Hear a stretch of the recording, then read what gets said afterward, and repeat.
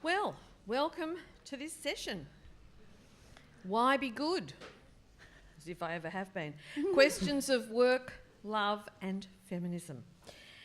Before I get to some of the questions that have come from all of you, which I mean not necessarily all of you sitting here, but anyone who submitted a question, allow me to introduce the panel. To start with, I'm Jane Caro and I'm the, what's that word, interlocutor? Let's say, I'm going to boss them around. And joining me to answer these questions, my questions, and later on your questions, directly your questions, are the wonderful Nakia Louis, who is a writer, actor and producer of course, ABC's wonderful black comedy. Can we welcome Nakia?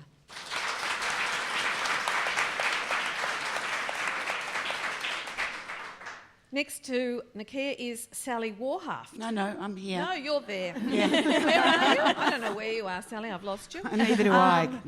I wrote this out in the order I met them rather than the order they're seated, so hence the confusion. Next to Nakia is Megan Dorm.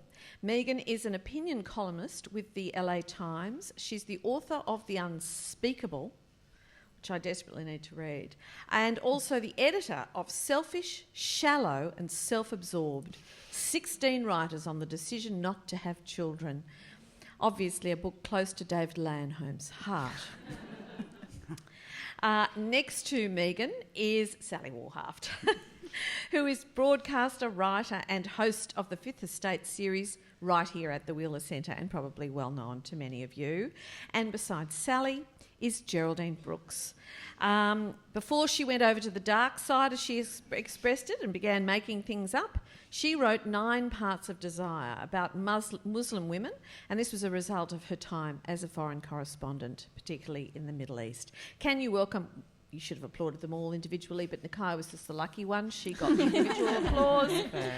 They're just getting general applause. Could you welcome Nakia?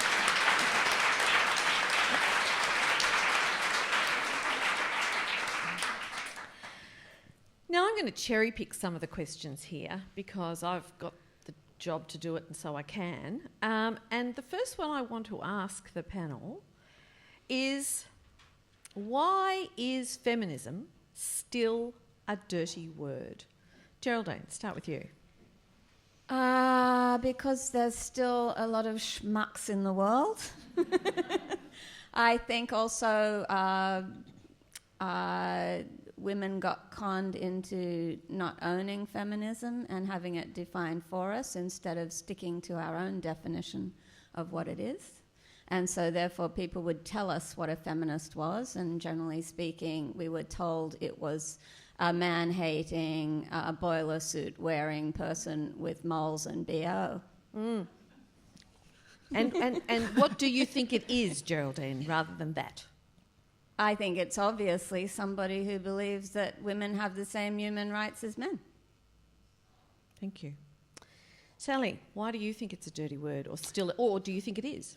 I do, and I mean really what Geraldine said, it's dirty because the world is still dirty, but I think too it's for a lot of women that word is just as troubling as it may be to men, and it's just going to remain fraught until this little problem in our human rights is sorted out, which means for a long time. And I mean, it seems every generation we expect the fraughtness or the dirtiness to leave, and it doesn't, because things aren't really improving that much. Mm. In fact, they're going backwards in many parts of the world. Yeah.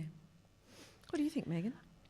I think it's not as dirty at this moment as it has been. I mean, I have been really interested to see how, like in the last 20 years, there's been, it's not even an evolution, it's sort of these waves that, so like when I was in college about 20 years ago or more, unfortunately, 23 or 4 years ago, there was a kind of need to dissociate from the word, and I wonder if that was because, Geraldine said we allowed other people to define it for us, but I think in many cases that was women defining it in very narrow terms as much as men. But. Exactly. I'm not a feminist. Exactly. But. So that's there was this second wave of feminists with the baby boomers and the Gloria Steinem era, and they were much more willing to embrace the term. I mean, they had sort of coined it or popularized it in a way, and then these other generations came along and were very wary of it. But I think an interesting thing has happened with social media, where it's completely embraced and it's been hashtagged and sort of branded, and it's really been sort of reclaimed in almost an overwhelming way in certain ways. So I think it's one of these things that comes and goes, and the contours change and the dynamics change over time. Yeah, which might be the sign of a vibrant and vigorous movement, that it's able to change over time. Nicole, what do you think? I think it's not dirty to a point, and I think that point is based on two things. I think one, again, it's very confrontational, because we like to believe that we live in this world where there's innovation and everyone's equal, and so in that sense, that there is inequality. In that sense, it's quite confrontational. But I think it's dirty it's not dirty to the point where women have self-determination. And I think that's where it becomes uncomfortable, where feminism becomes dirty, is where women don't need men and we have autonomy and self-determination over our own identity and space. And I think it's feminism is all well and good when everyone can retweet that hashtag. But when, as women, we say, actually, we want to define ourselves and have autonomy over our rights and our future, and have ownership over our space, which is exclusive to women and people who identify as female, I think that's when it becomes dirty, because then people start throwing out the things, well, then that's not humanist, and aren't we all equal? So I think it comes to this point about when do we get to be objective and without, and don't relate back to male power? Do we want it to become a clean word ever? Would that be a good thing? A nice, clean, peachy, keen kind of feminism. Dirty and clean, this binary. Is that what we want? I want young women to embrace it, for sure. Mm-hmm. It used to drive me crazy when young women would say, I'm not a feminist, and then they would go and express very feminist views. So I want to strip away all those meanings that were placed on it. I think one of the reasons it's dirty, and it would be good if it got cleaned up, is women's own guilt or contradictions within themselves about saying, I'm a feminist. So, I'm a feminist, but, my husband, when he goes to work in the morning, doesn't say to me, now, where the baby food is, right? You've got... this is here, and nothing's checked, right? When I go to work, it's there. There's something written that when things aren't even balanced in your own life, I think that creates something complicated within yourself too, that makes that word tricky. What do you think, Megan?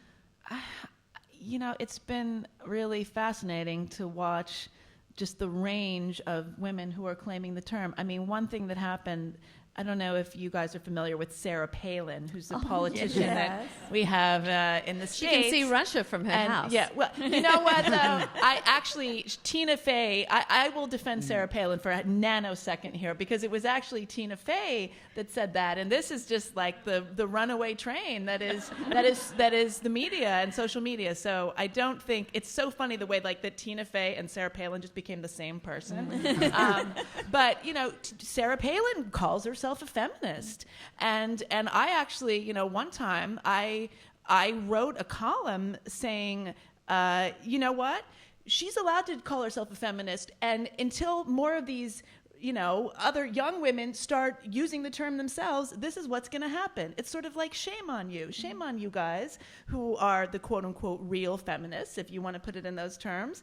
You can't just, refuse to use the word and then get upset when somebody else uses it who you don't, agree with, or, you don't agree with her politics. And I mean, I think that, to me, it's very broad term. It means you get out of bed every morning. You are a self-respecting person, and you believe that men and women have equal rights. I think Sarah Palin does believe those things. Yeah. So I think she was actually allowed to use the word, but it just becomes so fraught when people get really possessive over who's allowed to use it. I hate those fights about, are you a real feminist? Not a real feminist. Feminist fail. Oh, fuck. Do you think Elizabeth I was a feminist? You've spent a lot of time she wouldn't have called herself a feminist. She wouldn't have known what the word meant. No, but do you think she was one? She was certainly determined to live life in her own terms, which is why she chose never to have children. And in fact, never to have sex, because that was the only way you could choose never to have children back then. So I think, yes, in a way, she was a nascent feminist. She was not a fan of women as a kind of gender, though she was personally very close to her ladies-in-waiting and had great and very affectionate relationships with them. So I think she was complex. And nowadays, I think she would have been outspoken about it, but not then. I like the idea of Sarah Palin being a feminist, because I've always thought that feminism is a broad church. And, as long as you believe in equality and reproductive rights, that's the only thing I would say is like the baseline is, how do you define yourself as a feminist if you think, but I have the right to decide what another woman can do with her body. A lot of these women, women in politics in the States are completely in favor of reproductive rights, but you're not allowed to say so. I mean, Laura Bush is pro-choice. Condoleezza Rice as well. Yeah. Nicole, what do you think about whether we want clean feminism, nice peachy keen? No, keep it dirty. Yeah, I'm with yeah, you. I don't want feminism to be dirty forever. I just want everybody else to get dirty. Yeah. Like what is clean? Like who gets to define that? And if then feminism is this thing about becoming acceptable or, assimilating, then no. Not dirty all the way. I mean, it's a movement about taking power away from people. It's never going to be popular with the people that it's challenging. That's kind of its job, I would have thought, not to be popular with the powerful. It's a disruptive movement. That's its point. Let's go to another question. This is actually carries on quite nicely from where we're at. Can and should men be called feminists, or should feminist sympathising men be named separately? Nakai, what do you think? Well, if they identify as feminists, I'd be like, take your fedora and walk out the door, good sir. The internet people get that. No, men can't be feminists. They aren't, because as feminism, it's about having self-determination over our own space. It's not just about, for me, it's not just about gender equality, because then that falls into this paradigm that is defined by men. And for me, that sits very much alongside my, being an Aboriginal woman, and so my identity as being a black person. So in terms of that, men can't be feminists because they don't have that lived experience. Feminism is defined by womanhood, but they'd be entering a space where they had more power. So for me, it's about having that space to create something new. So I think men can be allies, but can men be feminists? I think it's oppressive. Okay. I think we definitely need a word for those guys, and that word should be men.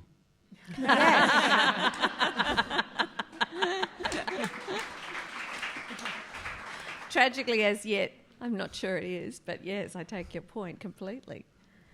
But what about all those feminist guys who use their feminism to seduce feminists? There's always that guy in college who's so in tune with the feminist plight, and it's going to get you right in bed with that. So what about them? Don't marry them. But don't marry a non-feminist guy either. Yeah, no, I'm until we've got a really good word, I think I'm going to still use it for blokes who believe in and speak up for and act on issues of women's equality. I haven't got another word to describe what I'm trying to do as a mother of sons, except raise feminist sons. So I'm going to keep it. I'll be very willing to switch it out when we've got a good word. Yeah, I'm with you, because I'm going to be grandmother in April of a boy, which is a new experience for me and my family. We're all girls, and I feel exactly the same, that I want him to be a feminist, and which probably means he'll rebel and won't be, but that's okay. I mean, it's not like saying, so I can't be an Aboriginal woman, but I can be an anti-racist. Yeah. Yeah, I'm trying to think what the analogy would be. Yeah. I'm sitting here like, is there another word that is used to describe being a proponent of rights of a group without necessarily being a member of that group? Well, I thought the word was ally. Well, that's what I mean, but it's so it's interesting that it's never come up. The dictionary definition of feminism is someone who believes in equal rights for women. So that is not a gender-specific term or definition. But equal rights is very gendered, because this idea of equality is very much made about, it has a history of being made by men. And so this idea of then equal rights about women, it sometimes feels like, for me, to then, this idea of success of what it is to be an equal woman is to actually just become a white man. So for me, this idea of feminism sits outside of that. It gives me freedom to then construct my identity. So then having a man who identifies as a feminist, for me, imposes on that, because there's a level of privilege they have that I don't. It's a very interesting It's debate. really interesting. I know. I've never had that question asked. So well, there you go. Yeah, there you go. I know Dale Spender, a very well-known Australian feminist, does not believe that men can be feminists either. So it's definitely an open question. I'm in two minds, but having the grandson thing has changed me a little. Funny how that happens. Well, in fact, you've just led me beautifully into the next question. Thank you so much. As long as you don't ask me first. Okay. I think you're about to be. All right, you gave me the segue, so you don't have to answer first. I'll go to Megan for this one. We're discussing feminism here. I've given the dictionary definition. Geraldine gave a definition earlier. But what is feminism? What is it in essence? This is the festival of unanswerable questions. It is. As far as that I have is. noticed. That's so right. I think we are right in keeping. That question is right in keeping. What is a feminist? I mean, No. What is feminism? What is feminism? Which I think is a different thing from what is a feminist. Well, I mean, I hate to answer like we all define it our own ways. I mean, that's a cop-out as an answer, but at the same time, I guess I don't want to speak for others, so I would say feminism is believing that men and women have equal rights and are entitled to the same equal value things. and equal. But at the same time there are so many nuances and there's so many it's a very general description that doesn't factor in all sorts of dynamics and class dynamics and race dynamics and all sorts of things. So I think it's really hard to answer that in 10 words or less.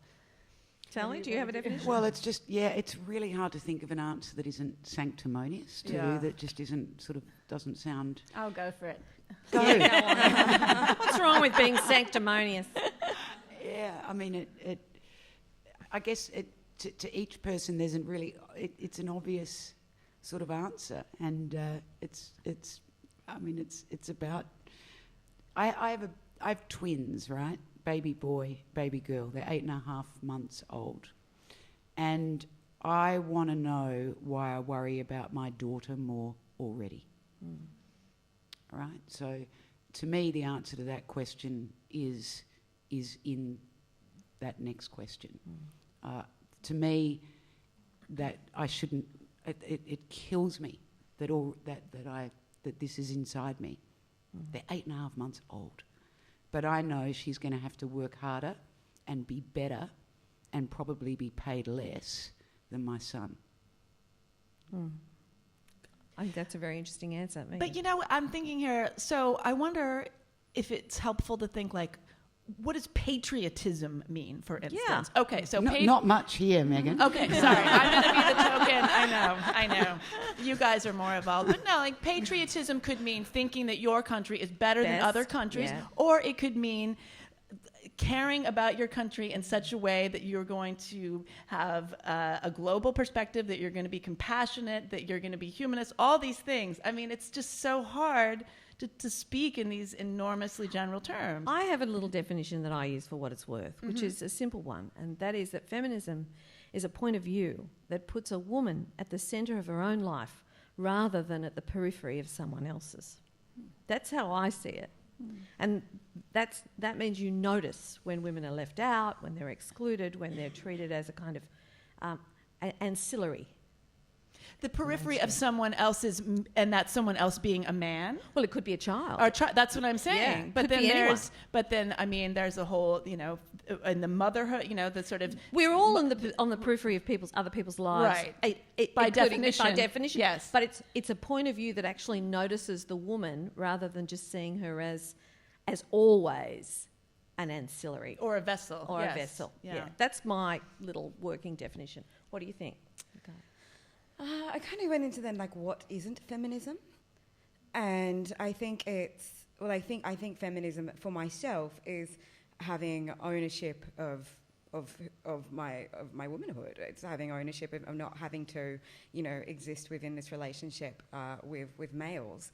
I have a boyfriend. I exist in a relationship with males all the time. So what am I doing? And a father and a brother. But, not all men. I think it's for me, feminism is where I have autonomy to define my identity that doesn't exist within a patriarchy.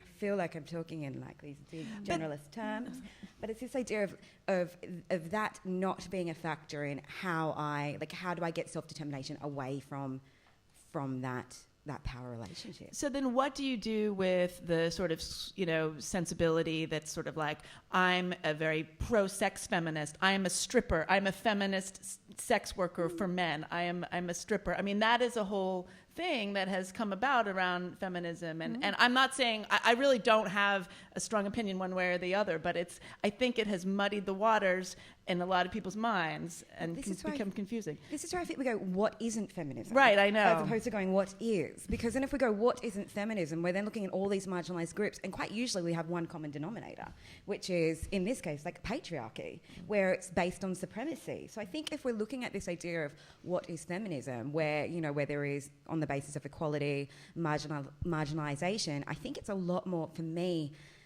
I don't know, I wonder if then is it better than to focus on what sits at the centre that marginalises us. Which then goes against what I was saying about having our own space. But think the about margin this. and the space. And I shall tweet. Yes. A very wide margin. Yes. There's space within the margin. Yeah, I think that there's also something about the recognition of inequality. So I get a lot of stick sometimes from usually male reviewers saying, she's writing about the 17th century, but her female characters are all feminists, and that's ahistoric. Bullshit, actually. Go read some court records where women are hauled into court, and there's verbatim transcripts, which is where that's often the only place you can hear the unheard, where you can hear enslaved people speaking for themselves, where you can hear women who weren't allowed to be literate. And they've been hauled into court for crimes such as, in the New England church courts, a big one was being a scold. And She's not have been in prison constantly. Well, all of us, right? Because here's what you had to do to be a scold. You had to be overheard criticising a man in public. Take me away. Sort of the opposite of the Bechdel test. Oh, yeah. Right.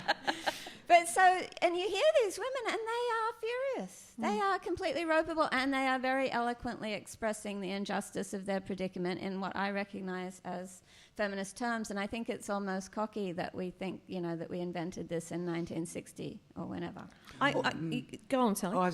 Or that we just own it in overly privileged societies, of course. Women in so many parts of the world that are just sort of homogenised into one oppressed mass that don't even have time to contemplate such things. Well, yes, they do. Yeah. In fact, your question about Elizabeth I, you reminded me when you talked about the courts, there was a book written in 14-something called City of the Ladies, and it was a fantasy by a female writer called Christine de Pizan of a city built by women, designed by women, built by women, for women to shut out men. And tapestries were made of the Illuminations.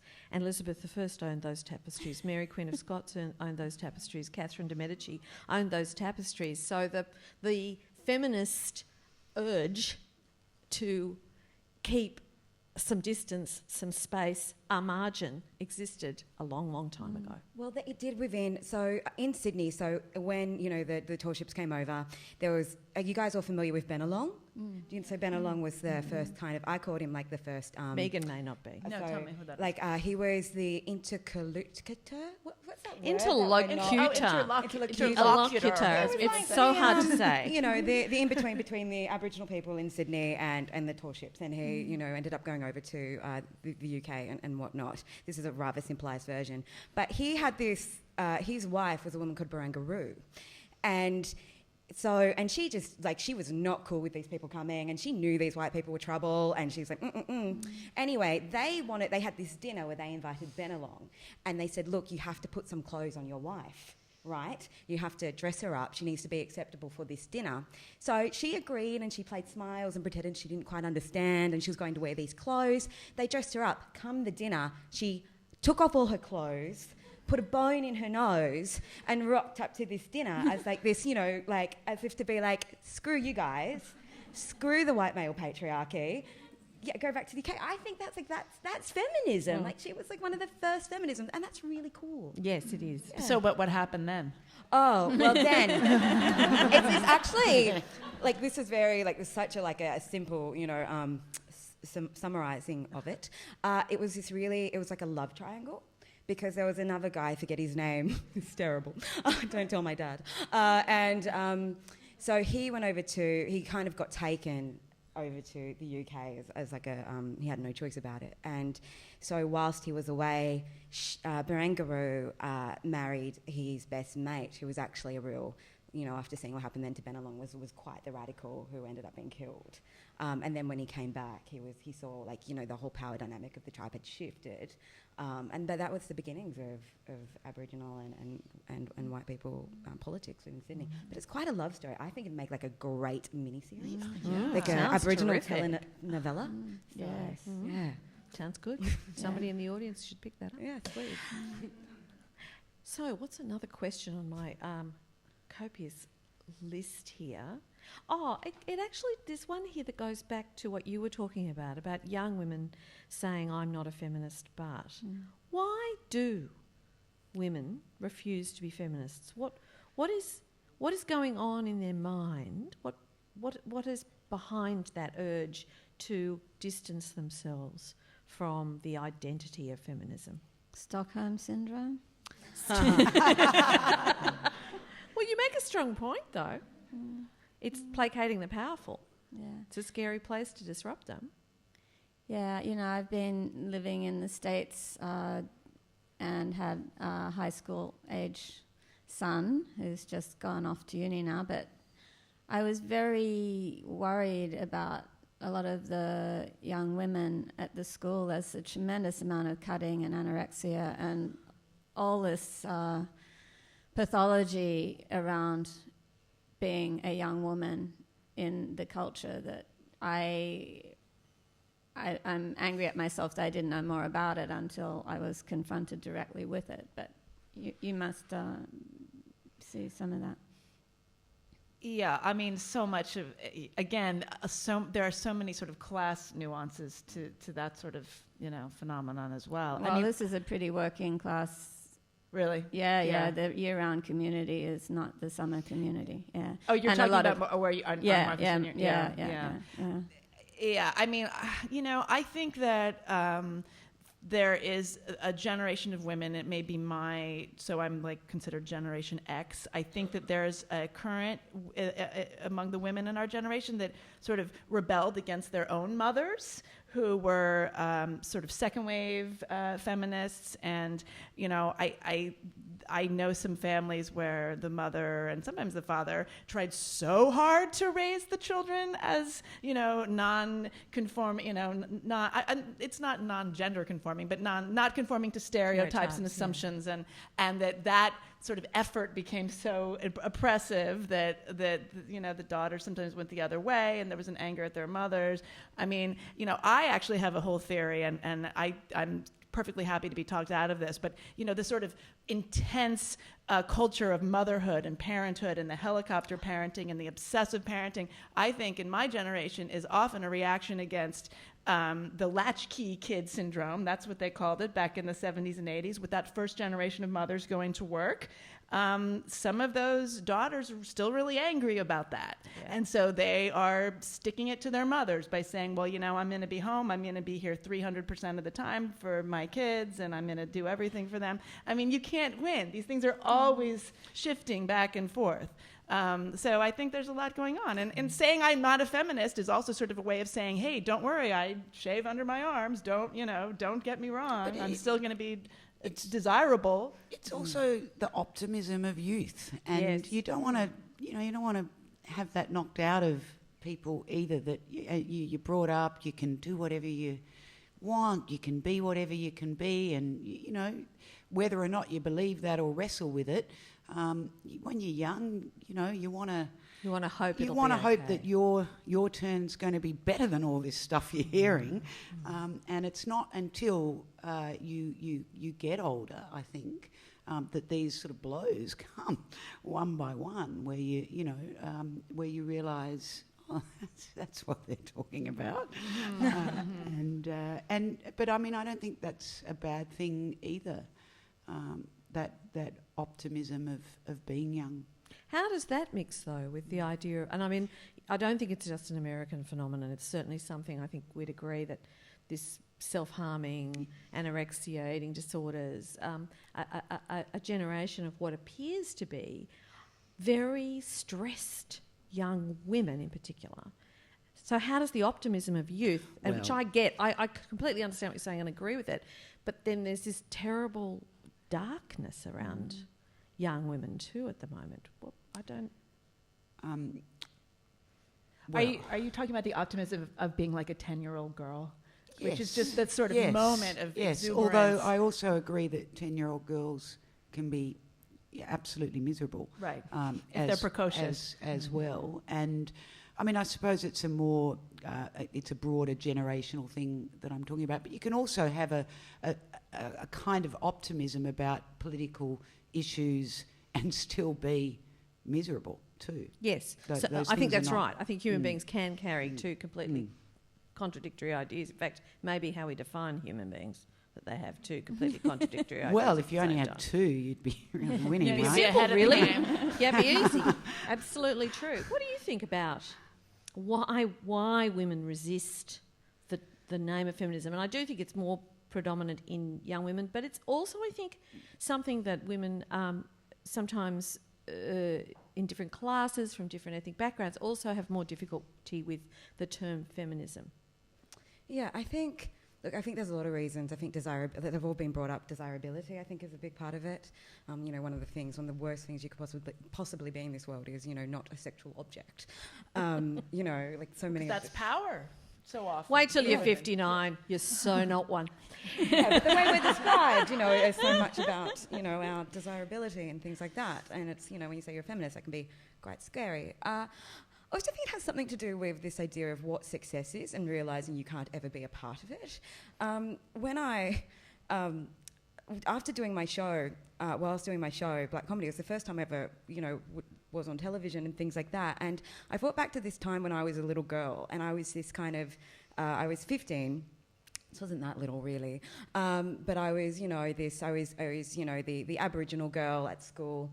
I was loud and, chubby, and I remember, and all I wanted to do was be like an actress, right?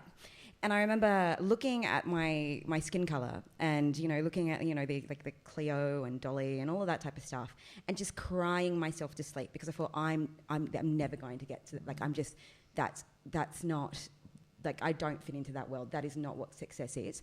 So I think this idea of I'm not a feminist, but also plays into this idea of what success is and who are the people who make it, and that optimism. And I think what you do is you go, I have to be like what that is to have the life I want. And that is so niche. It's so niche. It's so small. You know, it's for the very few. So I think this idea of success and making it and having all your dreams come true, that only ever happens to, well, it doesn't, but this idea of it is based on this idea of privilege. So I think maybe it's to do with success. I mean, for me, I once got called, someone called me a fat black slut in the comments of an article I wrote, and I thought, isn't that great? Like, I really made it, because I'm never like, what's the opposite of a fat black slut? Like a prudish white man, slim white man, and I'm never going to be that. And once you realise that idea of success is not for you, but there's a whole other world out there, then that's when I started embracing my feminism, I think. But before that, it was like, oh, I'm not a feminist, but, and I'm Aboriginal, but, and, so it was all about narrowing my identity to fit in. So you're really giving us another definition of feminism in that answer by saying that it is refusing to be defined by the way other people see you, but deciding to define yourself for yourself. Yes. That's really interesting. It takes us to, I mean, this is also questions of work, love and feminism, and we've talked a lot about feminism, but there are some questions here particularly about love, which is kind of interesting. There's a very profound question, and I'd be very interested in your answers. Why does a part of us want to destroy what we love? You were talking, Megan, about the wanting to stick one up your mother because she, brought... I didn't use that term precisely. Stick it to. Stick it to. Okay. You can back away from that if you want to. I'm just vamping to get more time so I can think of an answer to whatever this question is going to be. Okay. You were talking about, though, that reaction to the way you're parented and wanting to do the opposite of whatever it was that you see your parents as failing to have done. And so, I mean, it is inevitable when you parent that you will fail to parent. Right. So what is it? What stops us from loving unconditionally, from, being the kinds of things that I think mothers, the ideal, the stereotype of the mother is meant to be? Well, I think what stops us is our inherent limitations as humans. The idea of unconditional love, there's so much sentimentality around that, and it's become part of the kind of cultural discourse. If you love someone deeply, you must love them unconditionally. I don't believe in that concept, actually. I think, with the exception of a mother and an infant, perhaps, unconditional love to me just seems really disingenuous and perhaps unhealthy. I mean, even, you can love somebody deeply, but at some point, if they're terrible to you in 500 ways, loving them unconditionally isn't doing anybody any favors. But I think there's all these kinds of concepts floating around the culture that we're just asked to accept and to embrace, and that becomes a real tyranny. And to feel guilty if we fail at. And we deny ourselves our authentic feelings and responses to things. And so there's so much baggage around what it means to be a mother or a parent, the whole notion of family. I mean, it's really like, I think that it's worth kind of examining what that means, and without guilt. I mean, it's really a taboo to say, it's a taboo to say, I don't want to have children. It's also, it's talk about unspeakable. I mean, to say, actually, I don't want to be in a family. I mean, think about that. What if someone was to say, well, you know what? I'm defining family by my friends, my community, all sorts of, other types of, ways that humans can be together. But these things just never get discussed because we're so invested in these ideas around unconditional love and traditional family. That constant failure or human failure, not being able to love everyone you love unconditionally, all the time. It's a really different thing, though, to this idea of wanting to destroy the thing you love, which there's nothing I love I want to destroy. But there's something in the mother. I mean, I'm a bit obsessed with this at the moment, I guess. But in this idea that if the idea of the mother loving the child is, the great pure, the most pure kind of love, we all give it as an example. I said a very small child. Yes. Only up to a certain. There's, I'd say, like a weight cutoff. Like it's 9 kilos, right? It is that we perhaps strive for that love for the rest of our lives as adults, and perhaps men look for that in a different way to women. Of that, what you get from, if you're fortunate enough to have a loving mother, not everyone does, but we probably get luckier at that strike rate than husbands or other common relationships. Do we spend the rest of our adult lives looking for somebody that will love us as much as our mother? And if we do, in some way, do boys and men do that differently to girls and women? So, and do heterosexual boys and men do that differently? Exactly. So I'm just thinking, because you're just never going to get that again. Right. So our kind of default setting is unconditional love. This concept of unconditional love that exists for a very limited and prescribed period and of may time. not even ever actually exist, because I have to say that I'm not sure I loved my daughters even when they were really small. Okay, people when are they be woke tweeting me at this. 4 a.m. and kept me awake for hours screaming. I think there were moments in there where I did think to myself the most horrible of all thoughts, which was, why the fuck did I ever have you? And so I wonder if that fantasy of the unconditional love is something we strive for that we've actually It's never a fantasy. had. It's I think that might be the key word. I think you get it from the kid, is where you get it until they turn 5. That's a really interesting observation, that it's actually the unconditional love of the child for the parent. Oh. And I think that's proven, isn't it, in the way children love even very abusive, very negative parents. And maybe that's what we're looking for. It's also about the same age where they really discover the strength of the word I, and become much more self-centred, isn't it, off in the world. Yeah. But I'm worried about the questioner, actually, frankly. I think that questioner needs to seek help, because I don't know about destroying the thing you love. I don't feel like that is a thing. Yeah, I think maybe it's destroying certain toxic aspects of that relationship, which exist in all sorts of relationships. So, I don't know if it's destroying the actual Well, object. I mean, I think you could say, though, that, we've just spent a week in Australia, which was about domestic violence, where we watched a number of programs, or I certainly did, Hitting Home and Call Me Dad, which was clearly about people who were actively appearing to destroy something that they claimed to love. But they didn't love.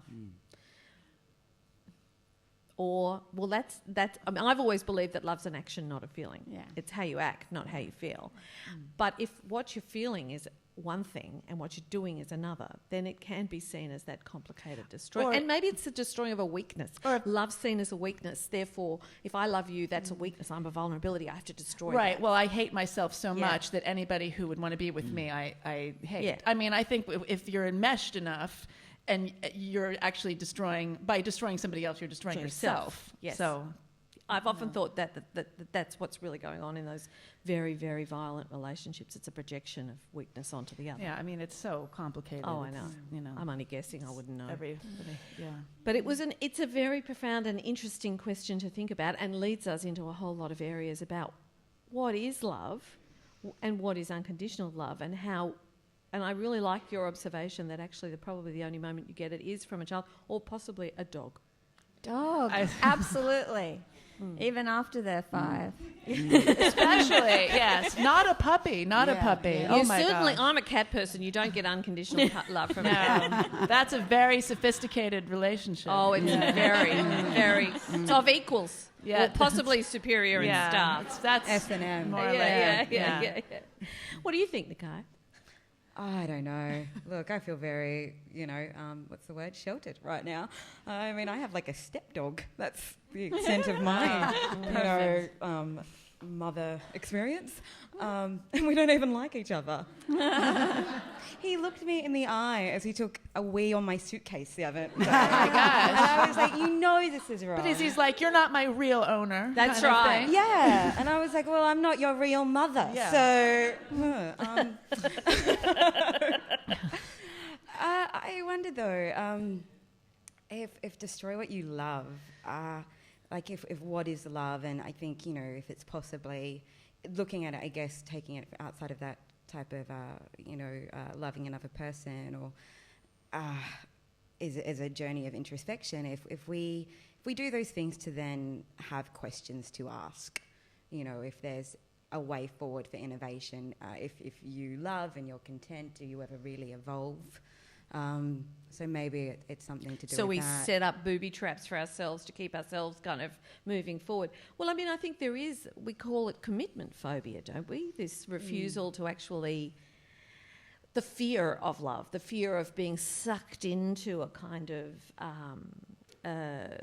soft, gooey love situation Losing that ourselves. will swallow us up. Yeah. The losing ourselves. But that, I think, goes to this tyranny of choices thing that we have going on in the culture. I mean, so much of commitment phobia comes out of this compulsion to Don't keep settle. looking for the next thing. And actually, interestingly, it kind of ties back into some of the discussion around feminism, because this idea of choice and that you can have everything, that I think is another reason that some young generations of women kind of push back against that. I mean, it's really interesting when I was putting together this book of writers talking about making the decision not to have the kids. Counterintuitively, it was the people from the sort of second wave feminism, that era, that were much less apologetic about that choice than, say, the younger women in particular, because, the Gloria Steinem era, Gloria Steinem was totally unapologetic about not wanting children. Now we are in the Sheryl Sandberg era, lean in, choose everything. It's not choose what you want. It's now choose everything. Yeah. And that is an incredible burden to bear, I think. And it ties back into all of these things. It's what makes us commitment phobic. It's what makes us unhappy, because we think that if we're unhappy, we must have chosen the wrong thing. It's all our not fault. just chemical or the way of life. It might also explain some of the pressure on young women that leads to self-harm, to anorexia, the idea, this idea, which is in a way an oppressive idea. You can be anything you want. And I you can don't know. control it somehow. Yeah. In the wrong, And it's your in the fault wrong- if you're not. I also think we're so programmed into thinking we're not deserving of love or of happiness or of, we get all these choices. So you set your life out to go get it, but then you also have this really deep ingrained psyche that you're not worthy of that your existence is somehow subservient. I don't know. It just makes me think of the Kardashians and... Of course, I was going there too. But I used to follow them on Instagram, right? And I had to stop doing it because I realised that the more I looked at, this idea, the myth of the Kardashians and their Instagram posts, I was also looking up nose jobs. What is the price of lip injections and those types of things. So it was just so, I didn't even realise I was doing it. This idea of okay, so we're told we can do everything, be everything. There's these, these ideas of success that are so popular within our, our pop culture. But then on the other side of it, the counter of that is that you're not them and you're not worthy. So I don't know. Maybe You're not perfect. Yeah, I think that the focus should be more on figuring out what success means to you, being able to define that, and having that be sort of more encouraged. Guys, what do you think? Yeah, I mean, I think that I think you really nailed it with this tyranny of the Sheryl Sandberg idea. she is very similar to the Kardashians in so many ways. Wow, that is probably a statement that has never been uttered. And boy, would she Well hate done. to hear that. Yeah, the Kardashians would be like, who? What? But, I think that, when I was coming up, I remember this conversation very vividly. I was a cadet reporter on the Sydney Morning Herald, and one of the senior reporters, my first job was in the sports department, which was just a fiesta of sexual harassment. I was the only woman in that department, and these guys were just unstoppable. But there was this quite nice older guy who didn't pinch my bum, and he took a promotion to be editor, even though what he loved doing more than anything was covering the track. He loved to go to the races. He knew all about it. It was great passion of his life. He had, you could say, the perfect job. And then they offered him a promotion, and he took it. And I thought, why would you do that? Because at that point, I think, the door had opened enough to let women into the workforce, but it hadn't closed in on you enough to stop you making the choices that made you happy. And I couldn't imagine ever taking a job as an editor, because I was a journalist, because I wanted to be out and about and doing new things all the time, not sitting in an office, trying to fix other people's work. So it's this idea of the compulsion to climb the ladder, that success is defined as who wins at the end. Who, lying in the graveyard, had the most money, the biggest title, and the biggest office. And is sort of the big dickus. the biggest dickus, yeah. Lean in and be prepared for exhaustion. Lean in and then fall over. Are women more tired than men? I think everybody's really tired. I think everyone's really tired. I think we're all leaning over in a way, I think, but tiredness, this is something that I'm really, really interested in, possibly because I spend a lot of time very tired.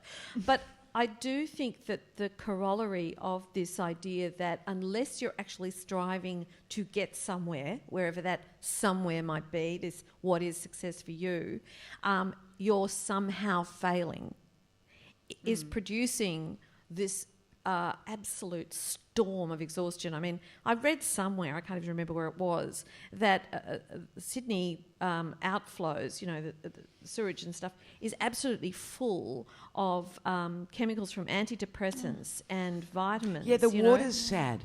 Yeah, it is. The no. The fish are really, really happy. The water should be totally focused and productive. Yes, that's right. Adderall in the water. Maybe it's not just the water; it's actually our shit that is full of antidepressants and vitamins. So basically, what that means is people are medicating to keep up with this relentless expectation, which is coming from where? Is it from us? Is it from outside? Is it a combination of both? What is this expectation we're all trying to live up to? Housing prices might have something to do.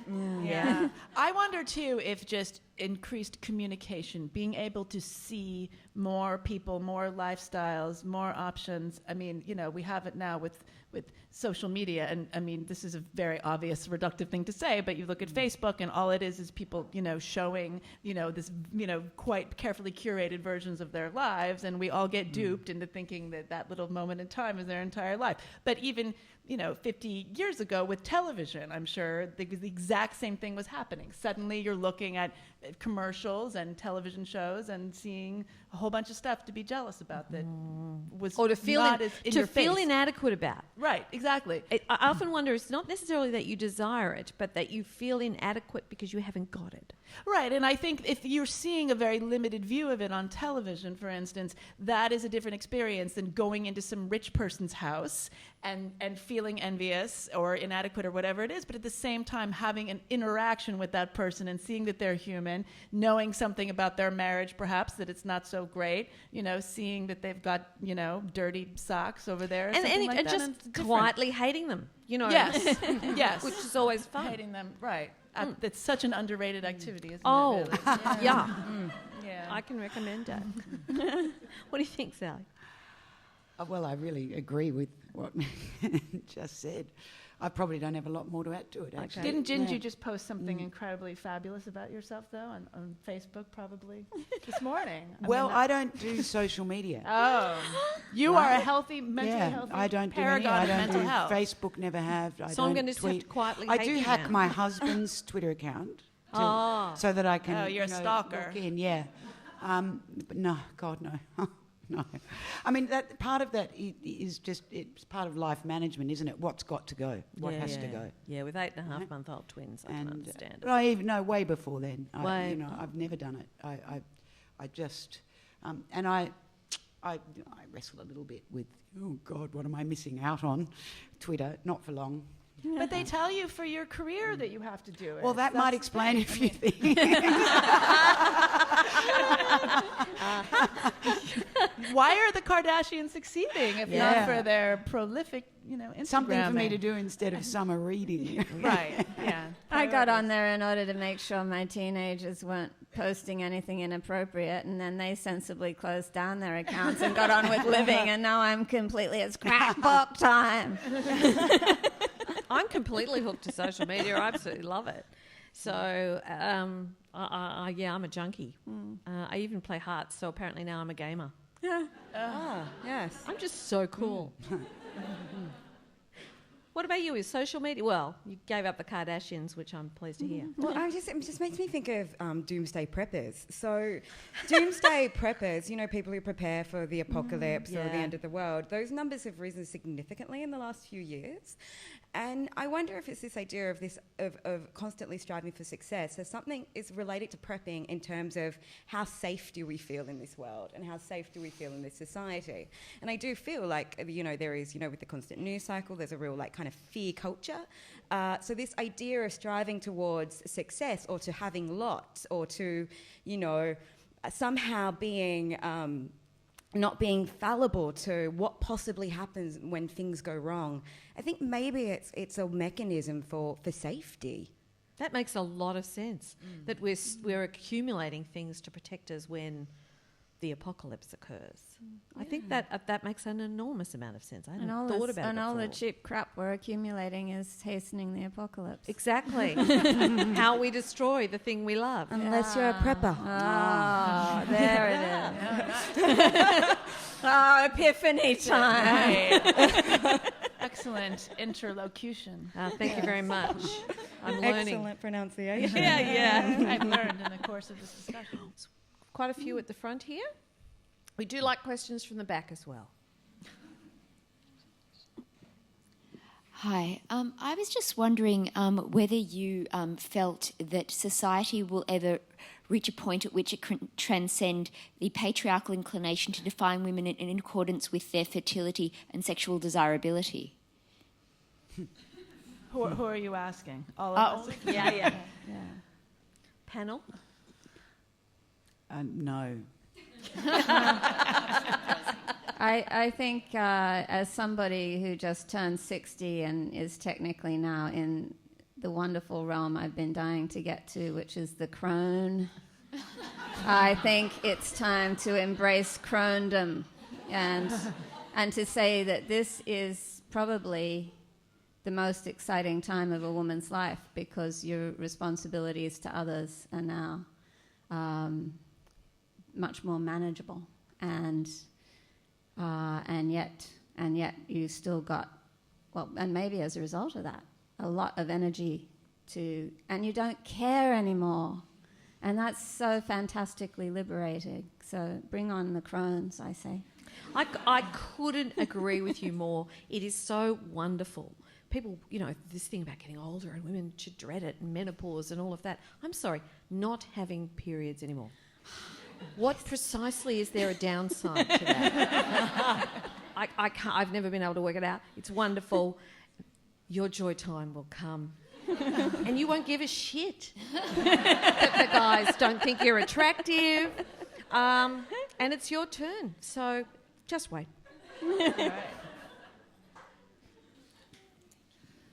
Hi. I was thinking about what Sally said about you go along with the optimism of youth until you hit a point where you go, oh, that's what they were talking about, and the journey that you're on.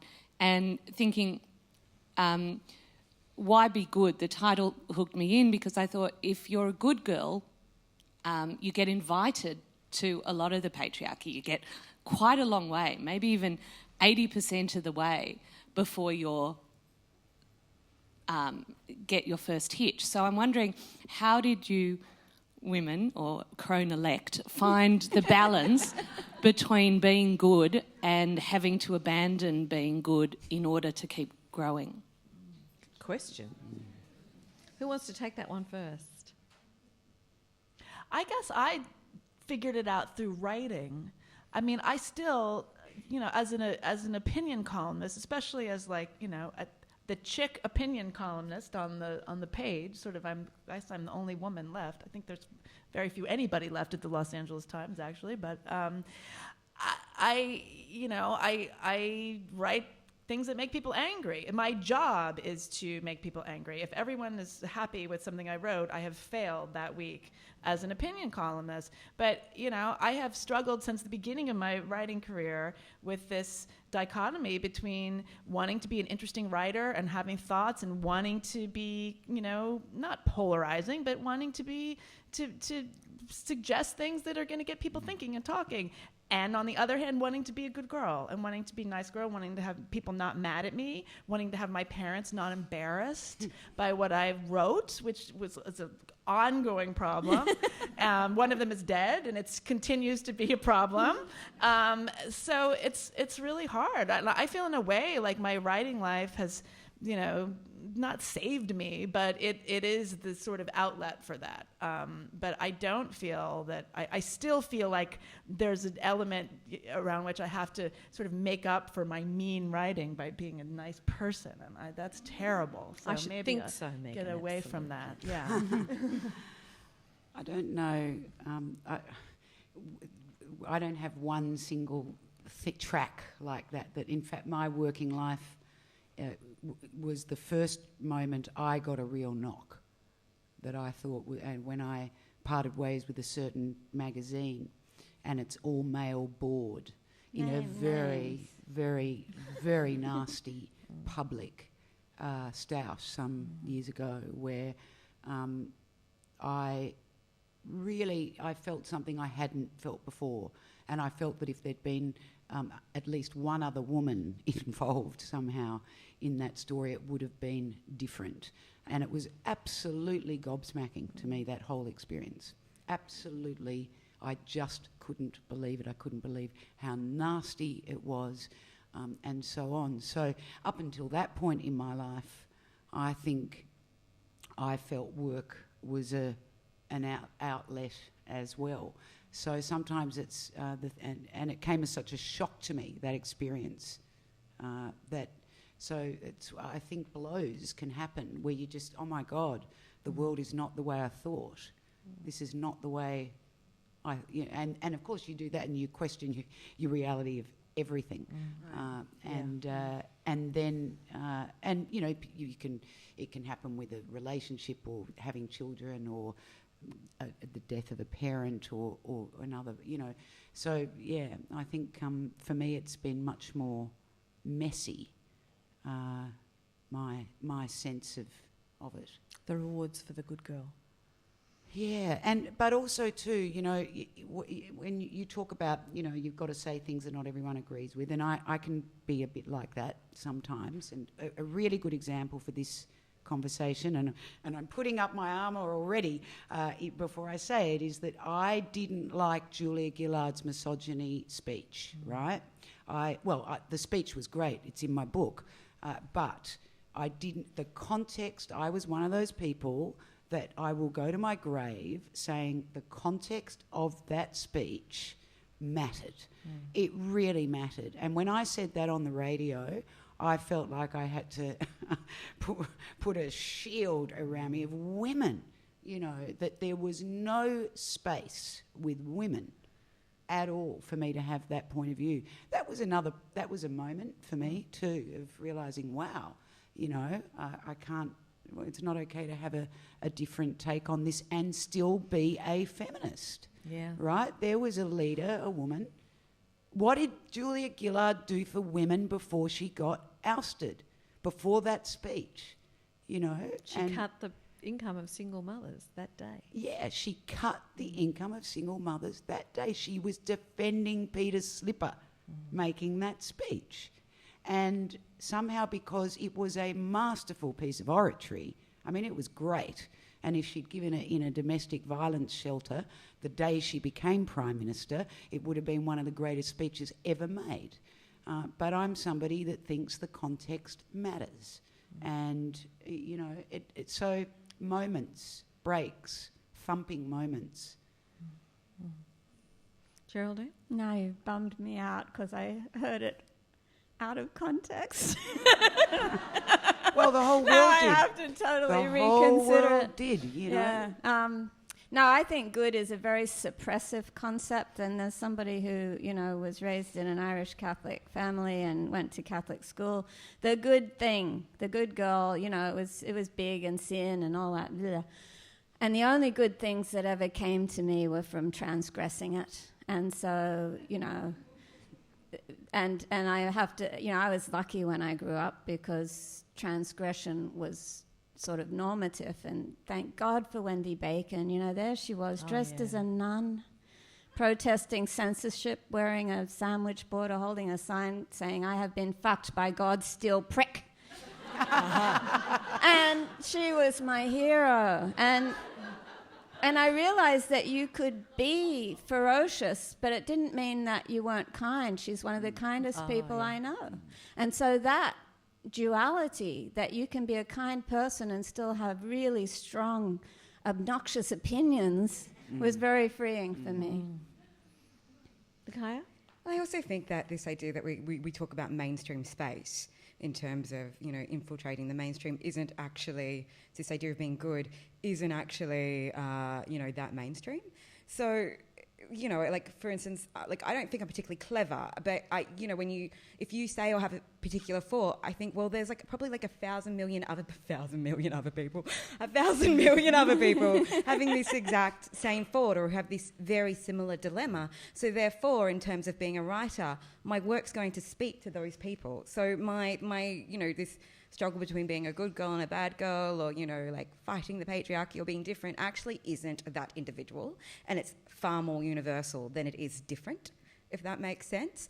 And I mean, like, when I was a little girl, I used to climb this tree out the front of my grandmother's house, and I had this little Aboriginal swimsuit, and I used to yell out, "I'm a little Koori girl, I'm a little black girl."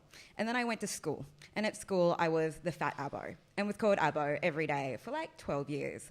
Then I went to uni, and I thought, okay, well, I'll just keep studying, you know, I'll leave these little, like, racist rednecks behind, and I'll be fine.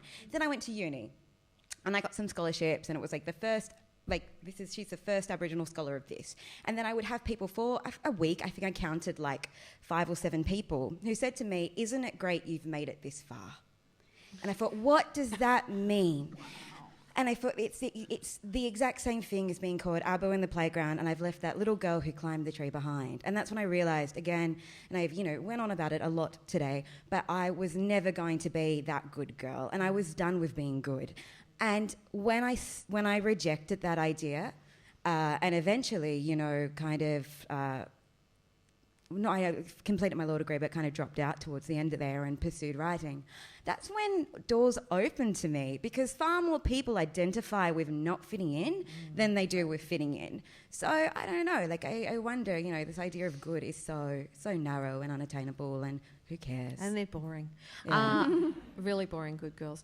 I also don't know that it's that much fun. I look at those women who I think have bought that idea that they need to be approved of to get ahead. Some conservative politicians come to mind, and they all seem to have what I call Nancy Reagan eyes. I don't know if you ever noticed Nancy Reagan. The hair. No, it's the eyes. The smile goes to here, always smiling, and the eyes are terrified. And they're looking like this. Is it okay? Is it okay? Am I okay? Are the boys approving? Is it okay? Have I not transgressed? Am I okay? Am I still a good girl?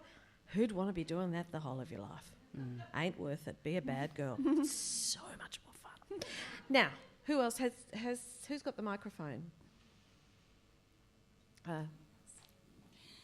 You've defined feminism as a sense of equality, but how about an acknowledgement of specifically female characteristics or behaviours as being something other? And so I'm curious to know whether that fits in with your definition of feminism and how that fits into the whole workplace thing. We haven't talked a lot about work either. Who wants to take that one? I'm really afraid to say something about female characteristics and what that means, and it's such a... Why am I afraid? Well, I mean, because it's like, who are we to say what is a female characteristic? I feel like this subject lends itself to a tremendous amount of people getting very angry on Twitter. I'll just say it. And I'm too good of a girl I'm too jet lagged to get assaulted on Twitter today. I think we're in a really interesting moment, and I don't know what exactly is going on in Australia around this, but certainly in the States, there's huge discussions going on. What it does it mean to be female? What does it mean to be male? You know, these definitions are breaking down.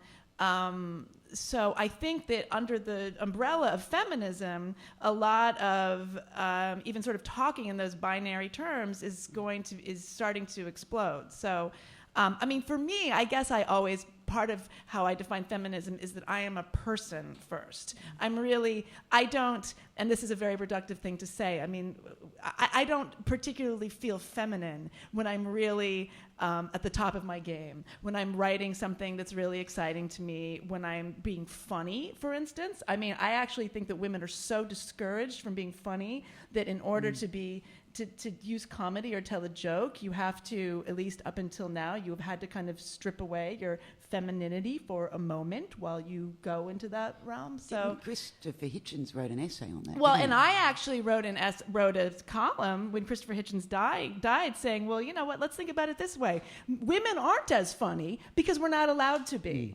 And let's look at this from a feminist point of view. I got in so much trouble for that. I mean, they went ape shit on me because I was such an anti-feminist for saying that. Seems to me women have suddenly become very funny. Amy Schumer, Tina Fey, Amy Poehler. I mean, it's almost like the funniest people at the moment. Yeah, but it's also, but they have sort of been willing to step away from traditional femininity, but also using it. I mean, Amy Schumer's whole shtick, this is a whole other conversation. But anyway, I'm not answering your question at all, but that's what I have to say. So. No, you did. I think you did. Okay. Any other comments on that question, Geraldine? Yeah, no, I mean, what you were just saying about if there'd been one other woman on that board, things might have gone another way. And I do think that, you know, we do bring a different life experience. And, you know, I'm just going to put it right out there. We are, I think, better trained in empathy from a young age. And I think that it's valuable to have a lot more women in every room. Every room, there's not one room that wouldn't benefit from more women in it, in my view, because we do bring a life experience, and that is different to the male one. But it's so interesting. Are we better trained in empathy, or are we intrinsically more empathic? No, the twins are going to answer that question. That's to your question. We'll have to come back in 21 years, Megan, and I'll tell you how it turned out, right? The current thinking in neuroscience is that the differences between male and female brains are not there. There aren't any. I'm not seeing any so far, right? Guy, do you want to comment? No, you guys said it all. Yeah, that's what they said.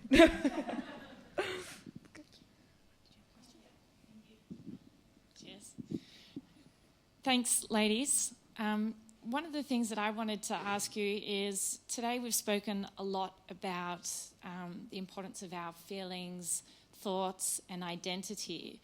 But in order for us to really drive change, we also need action. And so I wanted to hear from you, what would be your call to action to all the people out there that have a shared vision for equality across men and women?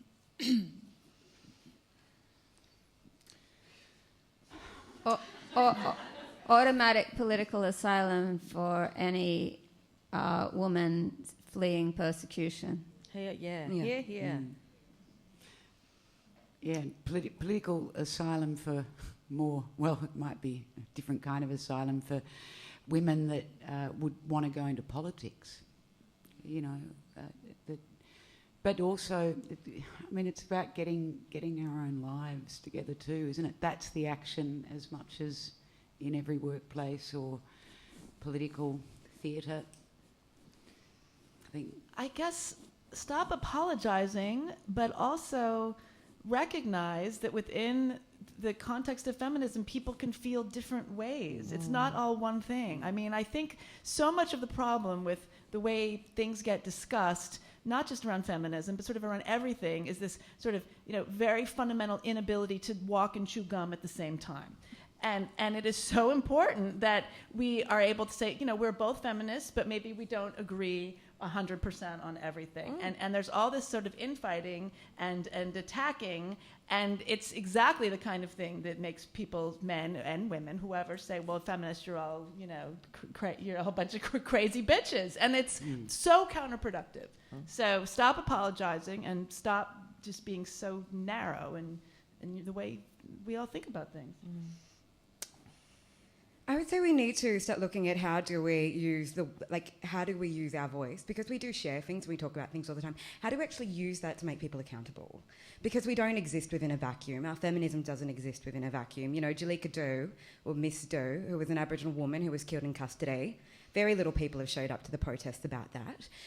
Those articles are shared, but we need to hold people accountable. So I would say, in terms of things that we can actually, political causes within Australia, I think that as feminists we need to get on is, letting in refugees, but also holding people accountable. So look at Miss Doe, write to your local member, say that you report, and so that her death actually there's repercussions for the people who let her die. I don't know. I feel like we share things, we talk about things all the time, but how often do we actually make sure that the people who have power are accountable to us? Collectivism, they call it, don't they? I think it's a really interesting thing, but I'm with you. There are many layers of action going on. People often say things like, what's feminism doing about this? And I think there is no organisation. There's no palace of feminism, and they're writing out the policy on this, and women feminists go out there and do this now. It's a whole bunch of people with a view of the world, and they're all doing a million different things. And that's excellent. That's why it's lasted so long. The day it becomes a kind of church with a, hierarchy of priestesses who decree what feminism is concentrating on at the moment is when feminism is dead. Right. So the question should be, what are self-respecting, thoughtful people doing about this? That's right. I agree with you. We have time for another question, or we don't? Where are we at, time-wise? One more question. Who has the microphone? The magic talking stick. Hi, I'm just, flowing on from that question about what we can do more. What are your opinions on, affirmative action and quotas? So, a really structural way of, promoting women? Totally in favour. Nothing will change until we do that. That's my view. Quotas are a means to an end. We've been talking in terms of, I work in film and theatre and TV, and those numbers aren't rising significantly in terms of who's creating work, and that's such important because that's part of our culture and those are our stories, and they help define us and evolve us. So quotas are a means to an end, and I'm a massive supporter of them. There's no such thing as affirmative action. Otherwise all men have benefited from affirmative action. So I would say that idea, I would go behind quotas. I think they're a must-have, at least in my industry. We need to have more diversity in women. Oh gosh, I feel like I need to take the fifth, because in America the dynamics around this are really, really vast and complicated. I think that I'm not sure it really depends on what we're talking about. But if you're talking about women, I'm not sure that it needs to be institutionalized and a policy-driven thing that we have to mandate putting more women. That's what quotas mean. So I guess I am against it, but I don't know what the dynamics are in Australia. So that would be my caveat. So. Yeah, I'm not for quotas either, particularly, but I don't know how you look at the Liberal Party versus the Labor Party. Are they quotas in the Labor Party, or is it's goals, right? It's no, I think it's a quota. Is it a quota? Is it a quota? That goes against my inclinations on this. I think it's when you're forced to quotas, something's going to be missed. Something that can keep up a momentum, I suppose. It's a sad state when that's what you need, isn't it? I'd rather address educational inequality. I think, I can't believe we're dismantling TAFE. I can't believe we're defunding our public schools in the way we are. I think that to put the resources into the education of women and then kick open the doors, we will walk through them if we're prepared properly in our education, and if we have equality at that level, the doors are open, there'll be plenty of women rushing through. Just throw out there that, of course, that the current quotas that women are asking for are between 30 and 40%, and one needs to remember that if we were really after equality, we'd ask for a 100% quota for 2,000 years, which is what the blokes had. They had a quota, and it was 100%, and it was for 2,000 years. Can I just share a realisation I had, though? When we talk about this idea of quotas, as a means to an end, is that, one day there will not be quotas. But I have benefited from quotas. Yes. I went to university because my university had a quota. I had scholarships because the scholarships came out of that quota. Otherwise, I would never had an opportunity to have an education. So I think, for me, think about me. Barnaby Joyce is Deputy Prime Minister of Australia because of a quota. Okay? The National Party must be representative. We're against quotas for women, but they're fine for everybody else. I don't get it. Every organisation has quotas. Why not for women? Is Barnaby Joyce the Deputy Prime Minister Yes, of Australia? he is. And I think it's Warren. Is Warren Truss out of the country, is he? Well, maybe it's Warren Truss, but he's in Cabinet, whichever national. I was just terrified. It's a national. This is why you need Twitter, right? Yeah. It's a national. Has to be the Deputy Prime Minister because that's a quota. The Cabinet has to have X number from Western Australia. That's a quota. We're not shocked by that. Does poor old Warren Truss go around feeling like he's, being disrespected because he's been Deputy Prime Minister because he's national? Well, of course, he's a national. They all feel disrespected. That goes without saying. So quotas are a really interesting discussion, but we've run out of time. We can't have this discussion. We'll have to have it afterwards. Can we all thank these smart, wise,